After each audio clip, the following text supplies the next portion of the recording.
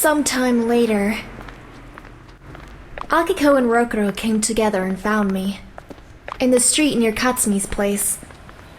I was watching the passers-by, hoping Katsumi would show up around the corner any minute. Here we are! We came as fast as we could.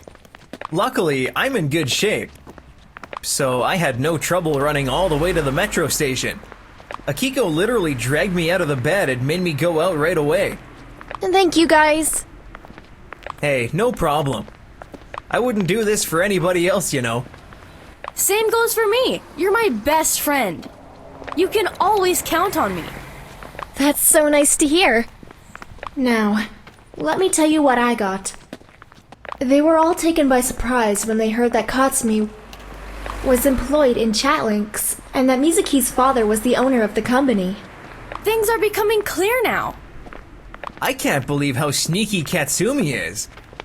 So that's why he insisted we should all use ChatLinx? Just so he could get a bonus on his salary for attracting new users? Don't jump to conclusions, Rokuro. We can't know that for sure. Alright, it's true, but I'm neither stupid or incapable of making conclusions on my own. Take a deep breath, Rokuro. Remember, we're here to find answers. We shouldn't take anything for granted.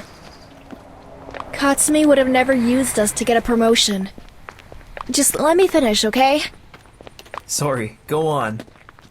What else did Mizuki tell you? Mizuki's hoping that Katsumi will report for work soon because otherwise he's gonna get fired. She asked me to give him back the keys of his apartment if I happen to see him again. You have the keys to his apartment! That's exactly what we need. Rokuro, you of all people should know that what you're thinking about is against the law. And I don't feel comfortable breaking into somebody's apartment. Girls, this is not a matter of what's right or wrong, but rather what's necessary. For all we know, Katsumi's hiding for some reason, and we may find out why he's doing it. Think about that. Would you get into his apartment if you could save his life? In that case, I wouldn't think twice. I'd break into his apartment without thinking and find a way to save his life. I'd go into his apartment for no reason at all. Out of pure curiosity. You're not alone in this, and you won't be the only one responsible. I'll be the one to do it, and in case you want to call the police, feel free to tell them what I said. Alright, Rokuro. I believe you know what you're doing. Even if he doesn't, Rokuro will find a loophole and pull through. Thanks, Akiko, for admitting I'm good at least at one thing. You have more than one great skill, Rokuro. You just don't want to show them. You're busted, mister. You're actually a sweetheart. Stop messing with me, Akiko. Don't make me start digging for a reason why you've built up walls around yourself. Guys, you're over the line! She started it. Rokuro, you're acting like a child. Here, take Kazumi's keys. Let's get this over with already. Akiko took my hand as she would usually do, and we headed there first, leaving Rokuro behind. I felt it was getting chilly, so I rubbed my hands together to warm them up. I can give you my sweatshirt if you're cold. Why not? That's very sweet of you. Are you sure you're not cold? Absolutely. I got myself warmed up already. Rokuro, you really have a thing for weird stuff, you know? Akiko, you're a weirdo too, but loves you anyways. Couldn't agree more. I give up. Yes, I win! Rokuro, you'd better stop pushing your luck. Yes, ma'am. Just keep walking. You two go first. Rokuro was walking behind us and texting, or whatever else he was doing, and he didn't want us to look at him. At some point, I turned around to see if he was still a long way behind, only he raised his cell phone and took a photo of Akiko and me. Or just me, I wasn't sure. Rokudo, did you just take a photo of us? Maybe. Who's a weirdo now? Show me the photo, Rokudo! I'll send it to you later, I promise. Let's quit fighting now, and do as we agreed. Rokudo unlocked the door to Katsumi's apartment, and went in. Rokudo unlocked Katsumi's apartment. Only after no one answered the door. Akiko and I were standing outside, waiting for Rokudo's sign to go in. Girls, at first glance, it seems like everything is in place. Katsumi's PC is still on, but that's a regular thing. So we can get in? Yes. I have to warn you, please don't touch anything. And don't leave your fingerprints. In fact, it would be best if you didn't move anything. We watched crime TV shows too.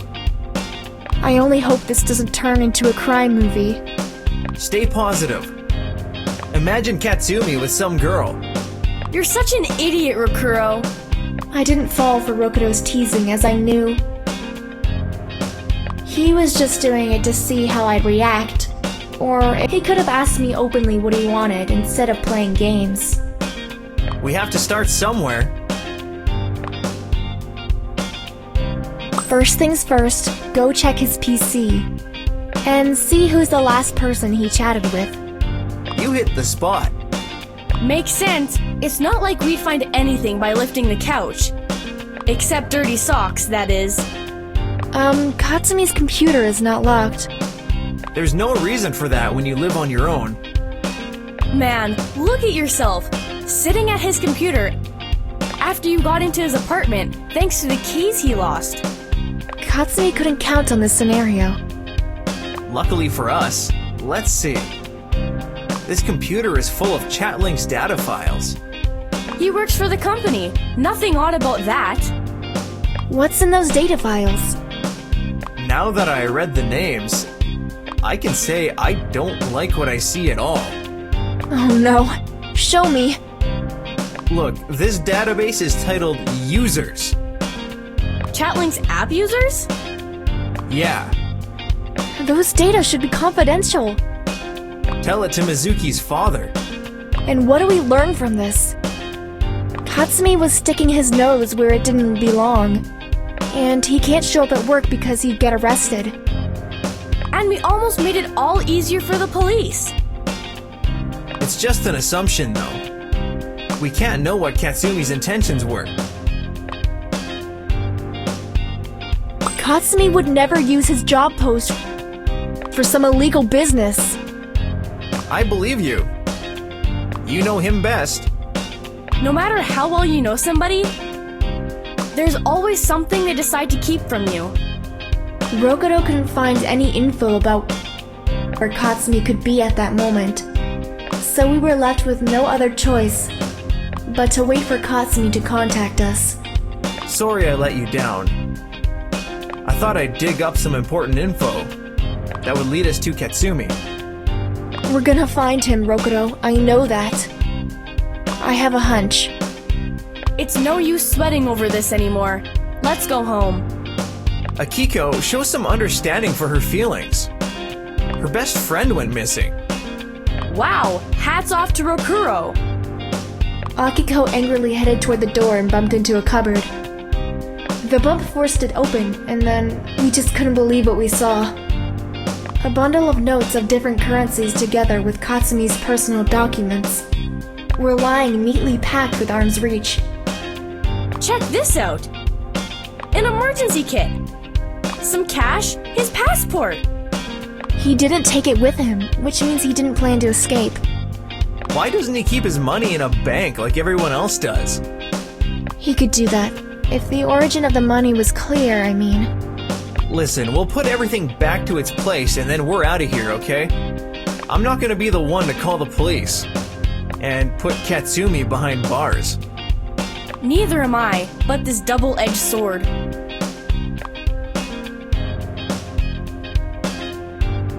At the risk of sounding disloyal to my future occupation, I say we have to be certain that something fishy is going on.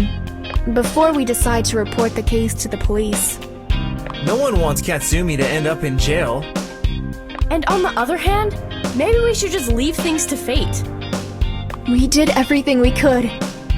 Come, I'm taking you home. We'll keep in touch. If anyone hears from Katsumi, he or she lets the others know, okay? Do we have a deal? Yeah, sure. Deal, Rokudo. The same night, I criticized myself for not being able to find the time to get back to my books, and used that small amount of time I was left for studying. I arrived home, glanced at my desk piled with books and notes, and I gave up. It's no use. I can't focus on studying, because I keep thinking about Katsumi. I didn't have the strength to do anything else but scroll down the pages and posts on social networks and watch every single cat video I could find. Everything was way more interesting than studying.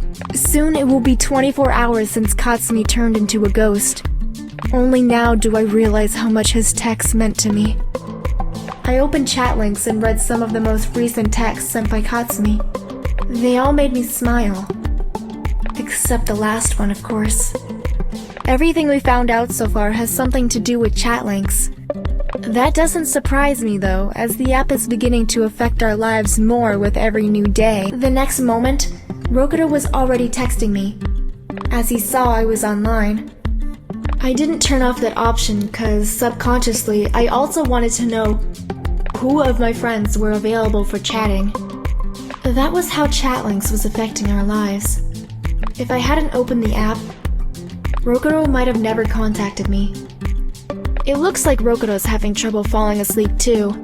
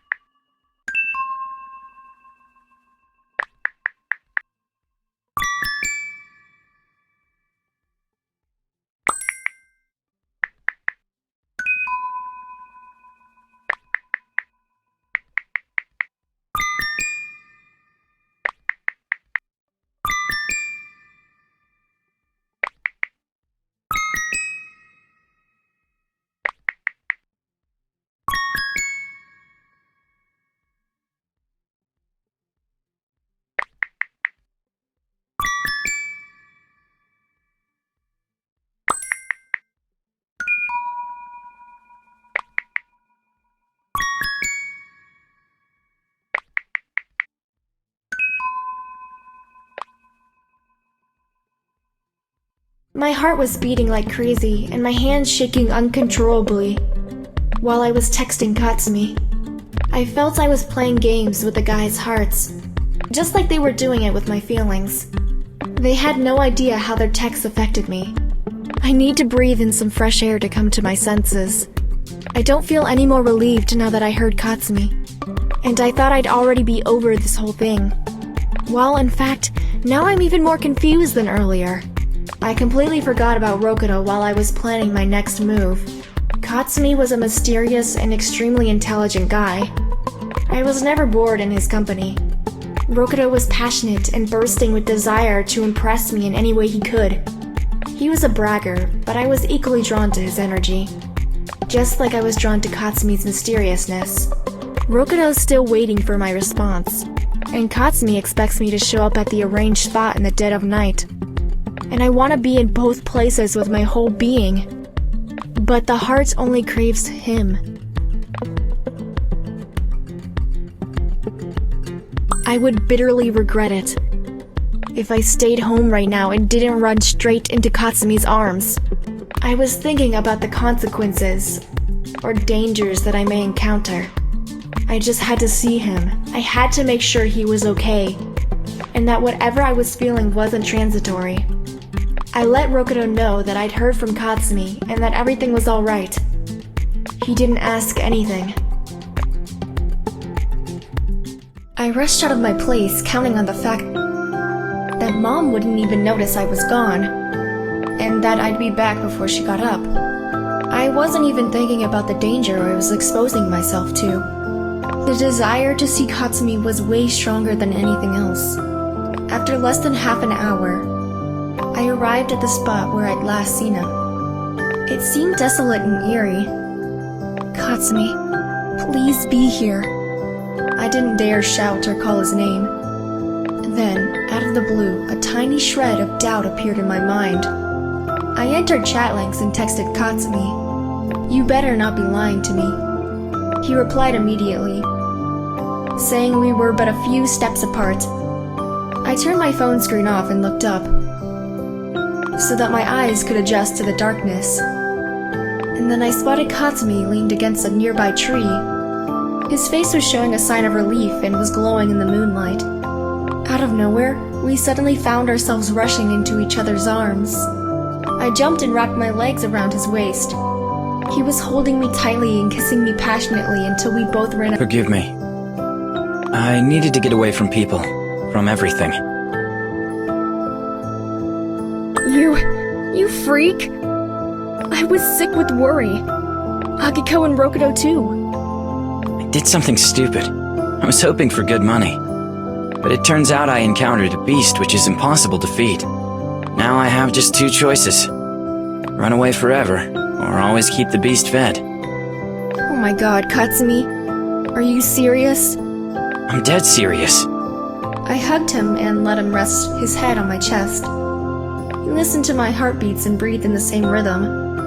And then he started opening his heart.